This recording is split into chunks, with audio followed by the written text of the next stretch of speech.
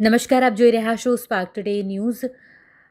પરમ પૂજ્ય ગુરુહરિ પ્રબોધ સ્વામીજી મહારાજના દિવ્ય સાનિધ્યમાં હરિપ્રબોધમ મંદિરના પવિત્ર ખાતમુહૂર્ત મહોત્સવનું ભવ્ય આયોજન થયું, જેમાં અંદાજે 2000થી વધુ હરિભક્તો અને મહાનુભાવો ઉપસ્થિત રહી આ ઐતિહાસિક પ્રસંગને ભક્તિ અને ઉત્સાહ સાથે ઉજવ્યો.